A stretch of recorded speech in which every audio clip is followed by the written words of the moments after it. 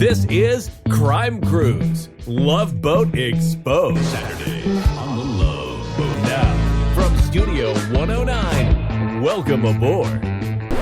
I am Rob Springer, creator and one of the hosts of Crime Cruise Love Boat Exposed. I want to welcome everyone to our first Best of Season 1 episode. A lot happened in this season, the inaugural season of the Love Boat. It started on September 24th, 1977, and this show was definitely a reflection of the culture of those times.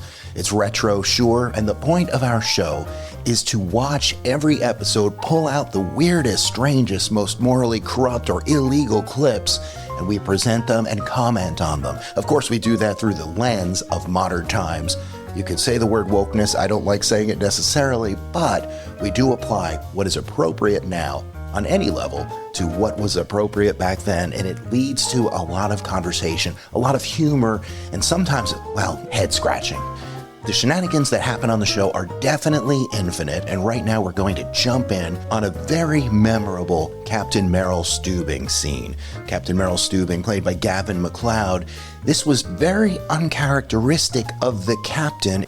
The scenario plays out with John Ritter dressed in drag so that he could spy on his former girlfriend, who's also on the ship, and that leads to, well, very inappropriate situational comedy when the captain is hugely turned on by John Ritter in drag. And just one more note, at the end of the show is perhaps the most twisted thing you'll hear in season 1 or maybe seasons to come. Okay, let's roll. Nice to see you. That's a linen closet. Oh, yes, I know, silly me. I thought it was the powder room. Yes, right. It says linen. Oh, yes, but when I'm in a hurry for the ladies' restroom, I don't have time to read. You know how we girls are. Excuse me. Oh, yeah, I know. But I must say, it's refreshing to find a young lady these days who'll admit it. Yeah. Isn't it a crime these days, what they're doing to the sexes? Very sad. If things keep going on like this, we could all end up just one big sex. Yeah. Better than no sex at all. I hope we'll see each other again soon. Well, I don't know. It's such a big ship. Not when you're the captain. Good golly. Thoughts? There's lots of thoughts, but I mean, first of all, like, he grabs her when she comes out of the linen closet and then, like, corrects, like, he's never met this woman to my knowledge, right? This woman being John Ritter in drag. This is the first time they're interacting. And he literally, like, grabs her and then tosses her. And then, like, obviously there's a patriarchal situation going on because, you know, they don't like what's happening to the sexes for whatever reason. I mean, you know, no sex is bad too. So, I don't know. Caleb, thoughts? What's in your gut when you see that? I'm going to have to possibly slightly disagree with Charlotte's That's fine. comment. He's allowed to. When the captain pulled her from the linen closet, I can understand why he did that, because the guest is going into a crew-only area. So, but it just flipped 180 when he was like, oh, you're a smoking hot woman. Yeah. Again, just like Rob said, I use woman very loosely. Yeah, of course. Yeah. And then heavily implied that he not only wants to, but he will sleep with her. Oh, yeah. Oh, I will see you around. Oh, I will find you. I will stalk you on this don't boat. I even can worry. find you. Yeah. He basically says you can run, but you can't hide from me. I am the captain. I am the captain of the boat. I will find you anywhere. He's so goofy. I'm not even sure I'd want someone that behaves like that to be the captain of my ship. Like, I don't want to see the captain freely roaming about the cabin. I want him to be at his post. I don't think I've ever Freaking steering the boat. Do you know what I'm saying? I don't think I've ever met a captain. I mean, sure, I was a child when last time I went on a cruise, but Right. I don't remember ever seeing like high cruise authorities just. No, constantly and I walking prefer around. for my captain on the f***ing airplane to stay inside too. Don't come around and come and greet people. Why do I want you to stay in the freaking cockpit? Don't come out. Well, it's weird, and it's getting weirder. Like, Totally true. he's just a horn 100%. dog. He is a horn dog. Appreciate you showing me the bridge in your office, Captain. Yes, this is where it all happens, Miss Riley. The buck stops here. Fascinating, but I do have to go. But you haven't seen any of my radar equipment. How much can a girl take in one night? You know, Miss Riley, a man gets very lonely at sea. Yes, I can imagine. We must discuss it it sometime tomorrow. Tomorrow? Yes. Can we discuss it tomorrow? Tomorrow's one of my favorite days. It might be one of my favorite days. 4 bells, my office. Fine, I'll see you then. Bye-bye. Bye. Guys, before we say what we're going to say, that was the last clip of the show. Yeah. What do you think? Well, I mean, she basically had to fight her way to get out of that room. Like, he wasn't going to let her out. No. Again, hostage taking, kidnapping. Like, it's crazy. And I think, again, like I said previously, it's kind of like masqueraded by the comedicness of this drag character. And, oh, this is so funny because he's up in these hijinks and everyone's trying to sleep with him, but no one knows that he's a he. Right. How is he going to get out of this situation? Oh, it's so funny. But you pull back the layers and you realize this is kind of scary. No, totally. Yes, producer Caleb, it was scary and creepy, and at the same time, always good to see the late John Ritter of Three's Company, another ABC show at the time. He was an outstanding comedic actor, I mean, cut from the same cloth, one might say, of a Lucille Ball in the way he did this slapstick, broad, physical comedy. He was the top of that list of actors that could do that and probably will ever be able to do that. So, moving on, this one is a very good representation of the Doc. The Doc, he's a ladies' man. He's a sleaze. Even for that era, he definitely was overboard in his approach to women and sex. He was a doctor that would drink during the day. He would constantly hit on the passengers. No boundaries for the Doc. And while every episode had some scenario with the Doc doing his stuff, this one, early in season 1, is a good representation of no boundaries. I mean, he's in the doctor's office. He's with a woman who's a centerfold, played by Meredith Baxter, at the time Meredith Baxter Burney. She was the mom from Family Ties. Her character at one point in her early life had posed nude for a magazine. And now she's moved on in life and she's married to a politician, and an adult magazine publishes her pictures. She finds this out when she's on the cruise with her husband, and she knows that there are a certain amount of magazines on the ship and she is out to destroy them all. She throws some overboard, she finds some and burns them, and she knows the last one that exists on the ship is in the Doc's office. Why would an adult magazine be in the Doc's office? Along with his reading materials, who knows, but it is. So she pretends to be sick and she goes to his office for an exam, and here you go. Want to hop up on the table?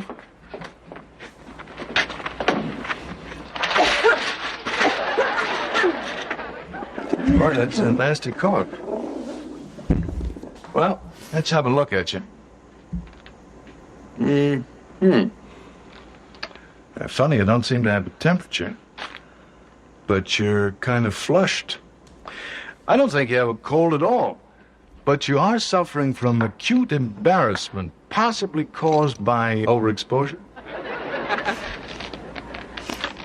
You knew all along? I never forget a face. What's wrong? Are you ashamed of that? I'm mortified. Look, I'm a doctor. I see an awful lot of bodies. Once I had a guy so fat, I needed 2 examination tables. As far as I'm concerned, you really have nothing to be ashamed of. Thank you.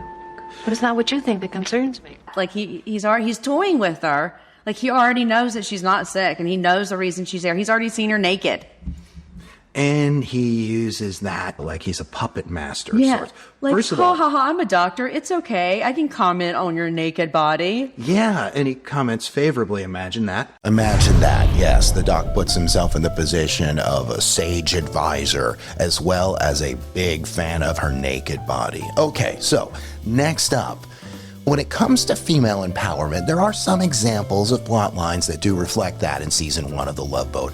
In this case, Jane Curtin from Saturday Night Live is part of a pack of women that decide to inverse the universe of male culture on the Love Boat. They are a pack of women that are hunting men for sex. They don't use those words exactly, but they come pretty close, and it's a contest, and it's called Romance Roulette. And here it is. Well, I don't need something to help my soul. I need something to help my love life. Right. Hey, let's play Romance Roulette. Oh, no. Ah, that's a great idea. We've got a whole boatload of guys to play it with.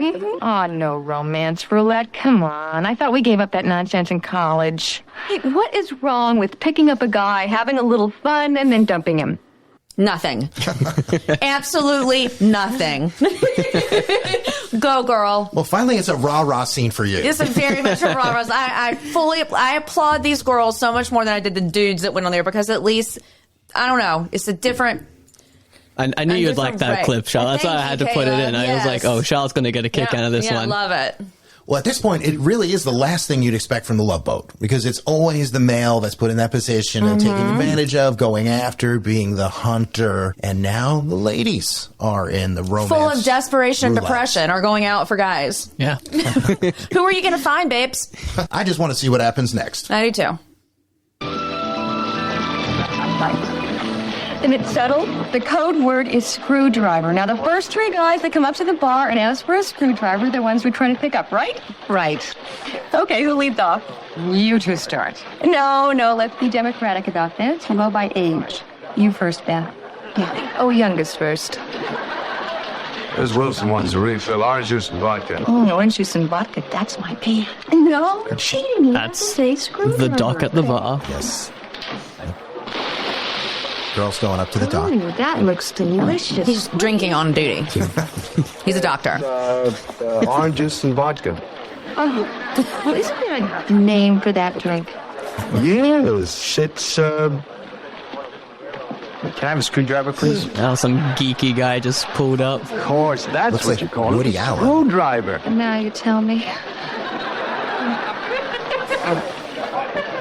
Haven't we met someplace before? She's going to bed him anyway. I don't know. Have you ever been to Hackensack? Hackensack? Well, why don't we sit down and we'll talk about it. Sir, your drink. I don't mean to be forward, but can I pick you up? Can Blue Surge pick up lint? Excuse my friend, he's not as subtle as The I. lady's hitting on the dock. Want to see my cabin? And he's going to get Want to see my cabin. going to get laid. First of all, I like that their code word is screwdriver. Okay, girls, could we be a little bit less conspicuous? I mean, they should have just gone ahead and thrown out the keyword is sex on the beach. Like, how? And my code word is pinball. For real. For real. You've used this. Wow. Yes, it's a secret term. An actual thing, is it? Well, I mean, pinball is a game Right. that involves a lot of balls and things. Sure. Fair enough. Yeah. Double entendre alert from Charlotte. Okay, well, that was good. And it's always great seeing Jane Curtin in anything. Of course, one of the original females in the Not Ready for Primetime Players from Saturday Night Live. And her run went all the way from 75 to 1980. This again was in 77, so she must have done the Love Boat on her time off. Okay, we're going to move from female empowerment to a clip of the show from later in the season that our team in the studio, as well as listeners, told us is hands down the most chauvinistic, brutal scenes of a male on a female. And it is a tough one to hear in a sense, yet the laugh track is just going strongly. But the woman is strong in the end. But why would she be with this dude in the first place? Let's listen. The weaker sex.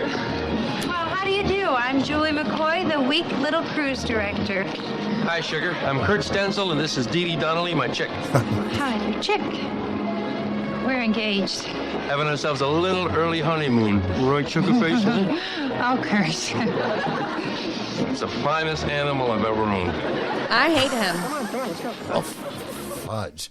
I hate him. He said weaker sex, and then he said the best animal I've ever owned, and he grabbed her face, and let me tell you right now, she's an effing redhead. That is literally not the weakest sex.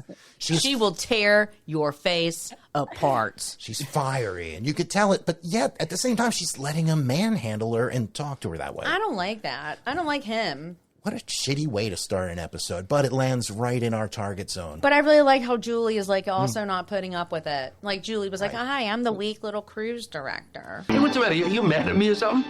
The finest animal I own. I could have died. Well, I meant that as a compliment. You are a fine animal. Do you think you own me like one of your horses? Hey, don't make any cracks about my horses. You give the big guy a kiss. No. Come on, you don't care about me. To you, I'm just some chick. No, you're not some chick. You're my chick. How about I am a person? Okay, you're a first. Now shut up before I belt you. A male chauvinist pig. Hey, you're damn right I am. You know what the big guy is? He is the Rock Island line. You want to ride it? You ride it like you find it. You don't like it? Adios, amigo. Oh, yeah? Well, adios, amigo, yourself. Get out of the cabin and leave me alone. I paid for the cabin. You want to be left alone? There's the door, baby. I can be alone. Do that real good. And, Angel, when you cool down, why don't you come back? I need a back rub. Oh, my gosh. Oh, and bring me some cigarettes. Nope, and nope. What an asshole. Yes. Yeah. No, on every level. She is way too hot. She could literally go out onto that cruise, onto the wherever, and find anybody. I wonder if that happens. I hope Hopefully it does, and I would have jammed my stiletto in his eyeball. Sometimes violence is the answer. Well, sometimes not, but hey, we judge those things, based on merit, of course. But we are generally a peaceful show, Crime Cruise Love Boat Exposed, and we're just here to observe and report. So the next scene is actually in the same episode and is a continuation of that verbally abusive male-female scene we just heard. She leaves that cabin in a fury, rightfully so, leaves that dude who was hoping to marry her, and the doc volunteers she could stay in his cabin. Imagine that. Good old Doc. And she says yes. She enjoys the luxury of his accommodations, and he walks into the bedroom ready to get into bed with her, and she's like, whoa there, sailor, So he does actually leave, and he goes to Julie's cabin and stays in Julie's bathtub. This strikes Julie as strange enough so that she questions herself. Let's listen. I'll sleep in the bathtub. Okay, Doc, could I ask you a question? I mean, just purely as a matter of interest. How will I sleep in the bathtub? Haven't figured that out yet. No, well, here we are. Two passably attractive human beings of the opposite sex. One of us a known lecher. You, a lecher? I never suspected. I'm serious. Why haven't you made an overture? What? Julie? That'd be like making a pass at my own kid's sister. What is happening? Did we miss an entire segment where Julie got shit-faced or either got, like, roofied or something? Like, what is happening? No, it came out of nowhere. It shocked me to my core. Like, that is that is really shocking. I mean, the first thing that comes to mind, government experiment. The boat has been gassed with some kind of experimental... So we have a ghost ship situation happening right chemical, now? Or we've sailed into the Bermuda Triangle, even though this is in the Pacific. I literally never thought in my life that I would see Julie ask the doc why he hadn't hit on her yet. Wow. Like, I would not be offended if the doc didn't hit on me. I would just think he would think I was a better person. So she's feeling bad about herself because the doc never hit on her. And she's already... But everyone else has hit on her. And why wouldn't the doc do her? The doc said that it's like... I know he said that. He's just saying that, though. He would totally do her. Of course. That's what I'm saying. Yes, of course. He just needs her to beg. Good God, where does this episode go? I don't know. Where does it all go? Well, it certainly was a strange episode with really rough stuff between that couple and that weird turn by Julie. But Julie is only human, we must remember that. So, speaking of humans and the human condition, this is one of the top strangest, perhaps most twisted, most twisted moments on the Love Boat Season 1. And it involves a priest and orphan boys. I will say no more, and I will roll the clip. We'll be right back with more Love Boat Exposed. Go to loveboatexposed.com to send us a message, leave a voicemail, or learn more about the show and our team. Who knows? You might just be invited to the captain's table. It's a pleasure to welcome you aboard. I'm speaking for my entire crew. I'm going to put this clip in the batter's box. Let's do it. And we're going to see something that it sounds like will astound and shock us. I'm ready. I'm ready to be astounded and shocked. Okay, guys, now settle down. It's a priest Julie. and kids. Oh, hi. Welcome aboard, Father Mike. It's good to see you again. This is already a problem. I'd like you to meet Mario, Artie, Ben, Mitch, Peanut, Hello. No. Hi. Very young boys and a priest. Okay, guys, let's get going, huh? Now, no running, no pushing, no shoving, and no fighting. Can we breathe? Sure. Let me think about it. And he touches Julian. Was that Father Mike? Yes, sir. He brought 6 kids with him this year. Oh my God. I don't even know where to start that a priest gets on a cruise ship with 6 young boys, all diverse, by the way, just in case anyone's wondering, all diverse, all equally exposed. Everyone's represented. But can we breathe? Like, what does this dude do? What the f***? This is crazy. It really, I mean, I don't even know, like, literally. So they're orphans at, I guess, the priest's orphanage or whatever. Worse. They don't have parents, you guys. They don't even have parents. This is bad. This is terrible. It definitely shows the dynamics of the differentiating of generations, because this would not fly under any circumstance in today's life, but in the 70s, I guess they could get away with it. No. I'm going to bring a bunch of orphan boys into international waters where I can't get charged with anything. On a boat. They're all kind of bad. And this would be at a time before there was this exposed Catholic Church thing, of course, and everyone's with Father. What's the father's name again? Father Mike or something just like that? Make up something. I mean, really, Father. at this point. So they're all there to make sure he gets what he wants. Because he's in control of the children. He won't even let them breathe. How are the kids? They're getting ready for dinner. I only had to break up one water fight and one soap fight. Well, at least where was that? Clean. In the bathtub. You're good with kids. They destroy people. Maybe that's why you're a priest and I'm a captain. I understand the sea. Where did he break up the soap fight and the water fight? Where was this fight taking place? Obviously, there's no pool. They're not in the ocean, so they must have been in a bathtub. I understand the sea meant something horrible here, but I can't quite figure it out. The biggest thing for me on this clip was the captain goes, "You're good with kids." Oh my god! Oh my god! This is how it happens. This cannot fly today. Oh my god! So bad. You're good with kids. Oh my no! They're all chopped up in my backyard. Yeah, I'm good with kids when we're playing with water. Right, when I'm breaking up soap and water fights in the shower, I'm great with them. Soap and water fights. Okay, well, let's cleanse our palate and move on to attempted murder. It happened a couple times in season 1, once with Mr. Brady, Mike Brady from the Brady Bunch, aiming a rifle momentarily at his ex-wife and proclaiming his desire to kill her. Well, this isn't the scene we're going to hear. It's a short one, and it has to do with 2 ex-lawyer friends. One does an illegal move, and his friend goes to jail for it. It's also in the same episode of the priest thing that we just heard. So you're going to see an attempted murder that somehow is thrown off course. Take a listen. You always were a great kidder. I'm not kidding now, Will. Well, he's got a gun. He pulls a gun on him. Don't do anything foolish. I've already done something foolish. Oh. I served 3 years in prison for something you did, buddy. It wasn't my fault. Look, I took the money, I admit it. I was in trouble in the market. It was serious trouble, and I really needed that money desperately. So you set me up? No, I swear I didn't. Look, Dan, I never thought that you'd be convicted. I always thought I could win you an acquittal, and that way no one would be hurt.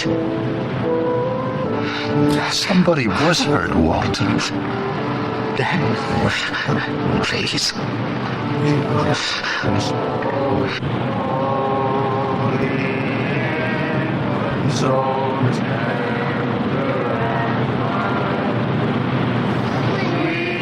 He threw the gun away.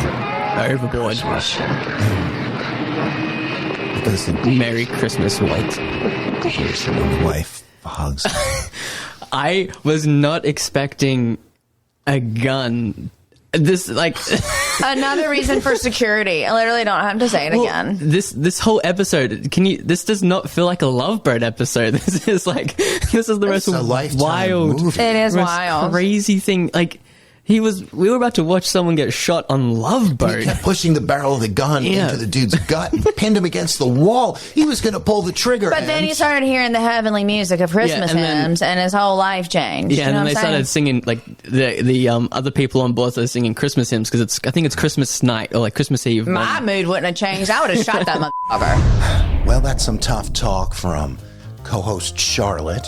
Sometimes warranted, and sometimes that's up for the audience to decide. But Charlotte's awesome. She is so awesome that we do enjoy from time to time, well, I do anyway, throwing a little joke her way in the grand humor that happens within our studio, Studio 109. And here was one of those moments. Did it go too far? I don't think so. Let's take a listen. Well, all that said, it was nice to see Mrs. Brady. Looking beautiful. Yeah. Sure. I mean, she looked beautiful, I thought. You watched the Brady Bunch, right? I've seen a couple episodes, yeah, but I was young. She's a I thought good-looking she looked lady. really good. Who's hotter, Mrs. Brady or Mrs. Partridge? Partridge. I don't know who Mrs. Partridge is, so you can't ask From me. the Partridge Family, Yeah, Caleb? never watched that, sorry. Partridge for sure. And I know you're a little bit partial to Mrs. Partridge because didn't you date Danny Bonaducci? Get out of here. What the fuck, Rob? No. Literally, I've only dated Oscar winners. Get out of here. No, Danny, God, get the fuck away. You're crazy. Danny Bonaducci. No. I'm literally like taller than that motherfucker. No way. Why say date? That's probably the wrong word. Well, okay, that's even worse. Rob's getting the next clip ready. Did you take something tonight to get all punchy and crazy? The priest thing is so throwing me. I'm just throwing shit at the wall. Yeah. Well, let's just throw everything at the goddamn wall. Okay, let's roll the next clip. All in good fun, and thank you for letting us have a little bit of just that with you, Charlotte. Okay, next. Ooh, this is tough. This is Bob Crane's scene in The Love Boat. Now, Bob Crane, at the pinnacle of his career, was a star in the TV series Hogans Heroes, which ran from 1965 to 71. It was a sitcom based in a Nazi POW camp, so you know the hilarity was unbounded. Somehow, the show actually worked in a way, and it also had Richard Dawson, who was the first host of Family Feud, and some other actors that were really good actors. And somehow, in this World War II setting, Bob Crane, Colonel Hogan, was a ladies' man who kind of had control over the Nazis that ran the camp. Whew, weird stuff. I know, many have never heard of it. Weird stuff growing into weirder stuff. On this episode, Bob Crane plays one of a temporary staff on the Pacific Princess. He's kind of sleazy, so he comes across a couple. Turns out the woman is his long-lost daughter, who he ran away from and, never had a care about. So the episode progresses, and he somehow builds a relationship with her, and now he's saying goodbye on the departure from the ship. And listen what happens. It's strange and maybe fitting that this was Bob Crane playing this role. It's a terrible thing being your father. There's Bob Crane. What's so terrible about it? One thing, just beat myself out of a big tip. Now, we're going to see you in 2 weeks, right? I can't wait to show you the new apartment. I'll be there for bills. Hold it. Oh, Sam. That's another terrible thing about being your father. I feel like I'm on candid camp. You do? My dad. Dad. Sounds nice. Sure does.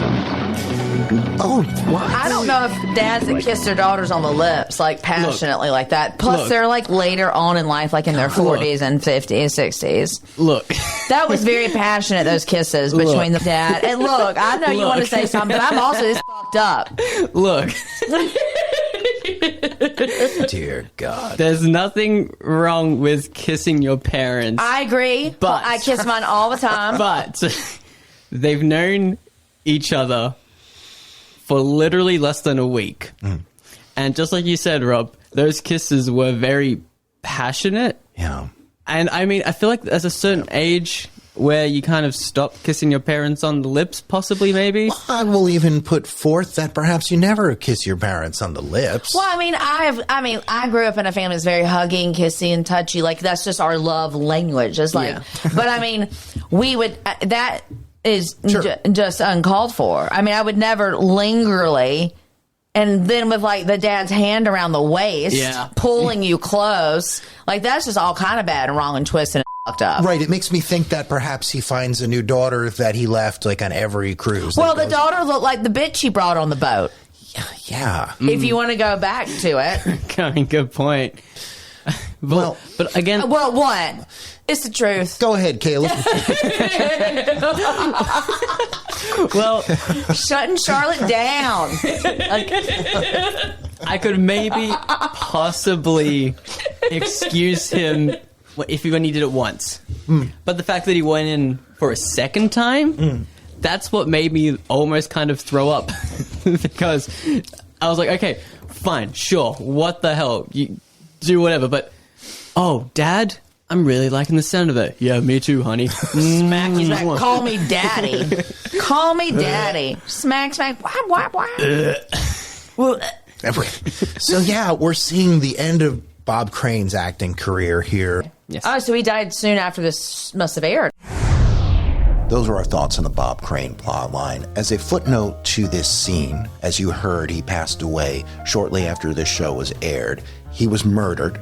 He allegedly was killed with a tripod by a friend of his, and the two of them got mixed up in some dirty business. You can see the entire story fictionalized in the movie from 2002, Autofocus, with Greg Kinnear and William Dafoe. A great movie. Some will say it's what happened. Others will debate it is actually what happened. It was a crime, and it was certainly, in a sense, a crime of passion. Okay, well, that is heavy.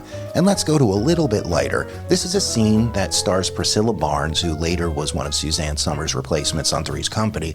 She plays a dumb blonde, and she's in a bikini contest, and this is the talent portion of the contest. Here we go. Ladies and gentlemen, it's time for the talent contest and the final judging. This is part of the competition which allows our judges to see a different facet of our young ladies, the ability to be in the spotlight. We're the beavers. The beavers? Where the squirrels hid their acorns. He talked with them wherever he met them, and he called them Hiawatha's brothers. Okay, one, I want to say that this bitch is dressed like a native, and that really fucking upsets me. I mean, she's a blonde bitch with like a feather cap on. Like, no, we're not going to do. Like, really? Right. They did that. They went there. And then to make it worse, she was acting out a native story, I'm assuming, or just very badly. And acting out a native story very badly. Like, she's the klutz. That's Girl, so wrong. let me tell you right now, if you're listening and you are a white person and you dress up as a native on a Halloween, go f*** yourself. Yeah, I didn't know if like, that's go f*** yourself. Well, okay, let's get past that. I mean, really. So the girls that were also in the competition were watching her, like, shaking their heads like, what an asshole. Of course they were. Because she was just doing this kind of dumb blonde thing of just saying stupid shit, but also of appropriating Native Americans. Mm-hmm. Yeah. So I think you're beginning to understand that the Love Boat is an equal opportunity offender. Racism, sexism, harassment, stowaways, which we didn't cover in this show, but it involves Charo, and we'll see Charo again in season 2. But she is a mainstay on the show, and I'm sure at some point we'll have some, perhaps, tribute to Charo. I think she was on the show like 10 times through its entire course. All right, well, this is the big one. I don't want to say the best, but we saved the worst for last. This storyline was presented, I believe, as something that would be humorous and caring, showing a touching relationship with an older lonely man and a child that is a runaway. And if that was really the intention, this one went way off the tracks. You'll see what I mean. Here we go. I'm looking at the first frame of what we're about to queue up. I don't know what's happening. It looks wrong. All of it looks wrong. For our listeners, what we see is there's a larger, older gentleman, and he has maybe both arms, maybe just one arm, around this tiny little, probably prepubescent girl. I think we should just dive into it and see. Let's do it. Let's go for it. It's wrong. What's going on? Here it is. I'm going to have you hauled in for trespassing. No, please. Leave those alone. My name is Nancy Brown. And I am John Doe. We're watching a very large real old name? man. What are you doing In a on very this ship? I'm traveling.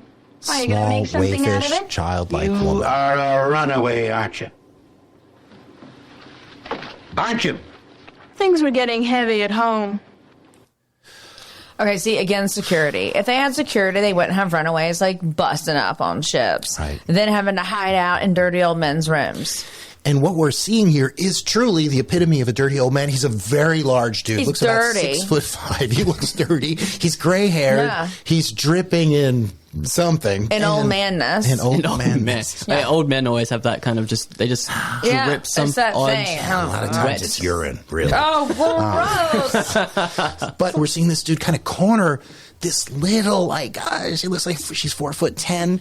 We're watching him corner this woman who's probably 18, maybe 15. I'm not sure, but he's chasing her around a road. See, Rob, you thinking she's 18 is what gets guys in trouble. She is probably 15.